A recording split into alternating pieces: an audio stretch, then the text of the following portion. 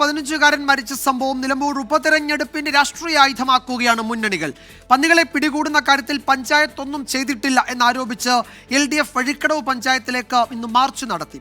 അതേസമയം തന്നെ KSEBയുടെ അനാസ്ഥ അപകടത്തിന് കാരണം എന്ന് ആരോപിക്കുകയാണ് UDF-ഉം BJP-യും പ്രതിഷേധ മാർച്ചുകളും സംഘടിപ്പിച്ചു. നിലമ്പൂർ ഉപതെരഞ്ഞെടുപ്പിന്റെ പ്രചാരണം ഉച്ചസ്ഥായിയിലെത്തി നിൽക്കുന്ന സമയത്താണ് പന്നിക്കണിയിൽ നിന്ന് ഷോക്കേറ്റ് 15 വയസ്സുകാരൻ അനന്തുവിന് ജീവൻ നഷ്ടപ്പെട്ടത്. സർക്കാർ സ്പോൺസേഡ് കൊലപാതകമാണ് നടന്നത് എന്നാരോപിച്ച് UDF-ഉം സ്ഥാനാർത്ഥി ആര്യാടൻ ഷൗക്കത്തും ആദ്യം രംഗത്തെത്തി. LDF-ന്റെ ഗൂഢാലോചന വിവാദം കൂടി വന്നതോടെ രാഷ്ട്രീയ പോര് കനക്കുകയാണ്.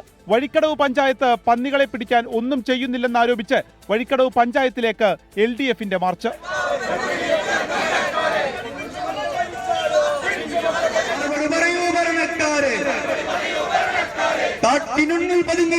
ദണ്ഡിയാത്രയുടെ കോൺഗ്രസ് പന്നിക്കണി കോൺഗ്രസ് ആയി മാറിയെന്ന് പോളിറ്റ് ബ്യൂറോ അംഗം A. വിജയരാഘവന്റെ പരിഹാസം. ഈ പഞ്ചായത്തിന്റെ ഒത്താശയോടുകൂടിയാണ് പന്നിയെ കണിയിക്കുന്നത്.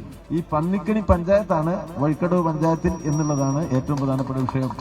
ലോക ചരിത്രത്തിൽ ഒരു കുട്ടി പടഞ്ഞു മരിക്കുമ്പോൾ വീണൂന്ന് കണ്ടാൽ നേരം പോയിട്ട് എന്തെങ്കിലും ചെയ്യാൻ പറ്റുമെന്നല്ലേ നോക്കാം. എന്തെങ്കിലും ചെയ്യാൻ പറ്റാൻ നോക്കാം. കുട്ടി അവിടെ പടയുമ്പോ പന്നിക്കണിക്കാൻ നോക്കണ്. പന്നിയുണ്ടോ എന്ന് നോക്കണം. ഇവിടെ KSEB ഓഫീസിലേക്കായിരുന്നു UDF-ന്റെ പ്രതിഷേധം.